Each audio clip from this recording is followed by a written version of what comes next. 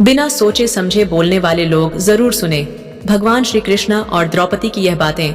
नमस्कार दोस्तों, जय श्री कृष्ण, राधे राधे। स्वागत है आपका हमारे इस हे दीनानाथ 231 यूट्यूब चैनल पर। महाभारत के युद्ध के पश्चात का दृश्य अत्यंत हृदय विदारक है।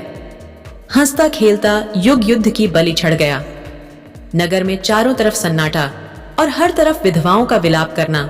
यह दृश्य अत्यंत हृदय विदारक है, क्योंकि पुरुष लड़ते लड़ते वीरगति को प्राप्त हो गए थे, चाहे वे किसी भी पक्ष के हों। महारानी द्रौपदी हस्तिनापुर के महल में चिंतित बैठी शून्य में ताक रही है।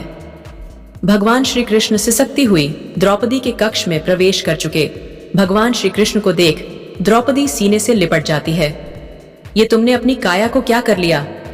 भगवान श्री कृष्ण ने पूछा तो द्रौपदी का रुदन फूट पड़ता है। भगवान श्री कृष्ण ने द्रौपदी के सर को सहलाया और कहा, कुछ देर रुदन कर लो पांचाली, मन हल्का हो जाएगा। द्रौपदी कुछ पलों तक रुदन करती रहती है। तब भगवान श्री कृष्ण कहते हैं, पांचाली उस पलंग पर बैठ जाओ और कहो क्या कहना चाहती हो। भगवान श्री कृष्ण ने सांत्वना दी। द्रौपदी सुबकते हुए कह रही है, यह क्या हो गया सखा? ऐसा मैंने नहीं सोचा था। सब विनाश हो गया। ऐसा क्यों हो गया केशव, क्यों?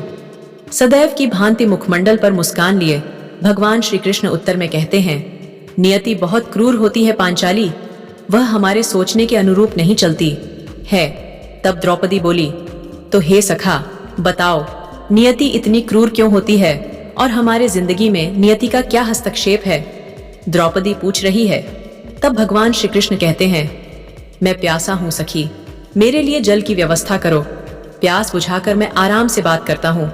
अब मेरे पास समय ही समय है। महाभारत समाप्त हुई, मानो एक युग सा बीत गया। भगवान श्री कृष्ण कह रहे हैं। द्रौपदी बोली, अवश्य सखा। कहती हुई द्रौपदी जल का प्रबंध करने का आदेश देती है। जल व्यवस्था की जाने लगी है।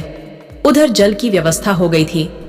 भगवान श्री कृष्ण ने अपनी प्यास बुझाई और कहना आरंभ किया, पांचाली नियति हमारे कर्मों को परिणामों में बदल देती है।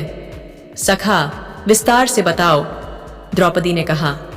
भगवान श्री कृष्ण ने कहा, तो सुनो पांचाली, तुम प्रतिशोध लेना चाहती थी और तुम प्रतिशोध की अग्नि में जलती रही।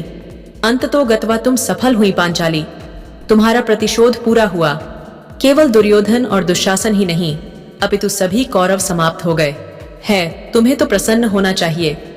द्रौपदी बोली, हे श्री कृष्ण, यह तुम मेरे घावों को सहलाने आए हो या उन पर नमक छिड़कने आए हो?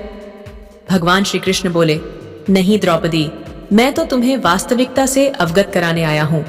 हमारे कर्मों के परिणामों को हम दूर दूर तक नहीं देख पाते हैं, और जब परिणाम हमारे समक्ष होते हैं तो हमारे हाथों में कुछ भी नहीं रह जाता है और हम कुछ नहीं कर पाते हैं। हम असहाय हो जाते हैं। द्रौपदी सोच में डूब गई।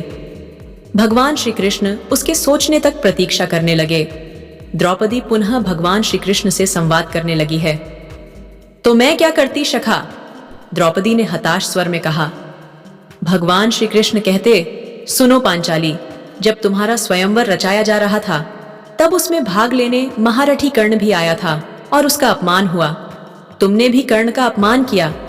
यदि कर्ण को भाग लेने दिया जाता तो संभवतः परिणाम कुछ और होते। फिर एक ऐसा अवसर आया जब कुंती ने बिना देखे और सोचे समझे तुम्हें 5 पतियों की पत्नी बनने का आदेश दे दिया था। तब तुमने उस आदेश को क्यों सहा? तब तुम क्यों चुप रही? तब तुम शब्दहीन रही। तुम वास्तविकता बताकर उस आदेश को विनम्रता से अस्वीकार कर सकती थीं। यदि ऐसा होता तो परिणाम कुछ और ही होते। एक अन्य अवसर पर जब दुर्योधन मय द्वारा निर्मित तुम्हारे महल के मायावी कक्ष में था तो वहां उसे अनेक भ्रांतियां और भ्रमजालों का सामना करना पड़ा। वहां भी तुमने अंधे का पुत्र अंधा होता है जैसे आहत करने वाले शब्द कहकर दुर्योधन का घोर अपमान किया। यदि तुम दुर्योधन का अपमान न करती तो संभवतः चीरहरण की स्थिति उत्पन्न नहीं होती और परिस्थितियां कुछ और होती। सुनो पांचाली, हमारे शब्द हमारे कर्म होते हैं। हमें अपने शब्दों को बोलने से पहले अवश्य तोल लेना चाहिए पांचाली, अन्यथा उसके दुष्परिणाम केवल स्वयं को ही नहीं अपितु पूर्ण परिवेश को विचलित करते रहते हैं, दुखी करते रहते हैं। पांचाली, संसार में केवल मनुष्य ही एक ऐसा प्राणी है जिसका जहर उसके दांतों में नहीं, उसके शब्दों में होता है। और पांचाली सिसकती रही। मैं इस घटना को देखता रहा। भगवान श्री कृष्ण ने मानो यह संदेश दिया हो, अपने शब्दों का प्रयोग करने से पूर्व उन्हें भली भांति तोलें, किसी की भावना को ठेस न पहुंचाएं, किसी को अपमानित न करें, अन्यथा वे एक अन्य महाभारत को जन्म दे सकते हैं। सत्य को जीवन में अपनाएं और जीवन चरितार्थ करें। तो दोस्तों, वीडियो आपको कैसी लगी कृपया कमेंट बॉक्स में हमें जरूर बताएं। और दोस्तों, ऐसे ही और भी वीडियो को देखने के लिए कृपया चैनल को भी सब्सक्राइब जरूर करें। और दोस्तों, कमेंट बॉक्स में सच्ची श्रद्धा से जरूर लिखें, जय श्री कृष्णा, राधे राधे। वीडियो को अंत तक देखने के लिए आपका धन्यवाद।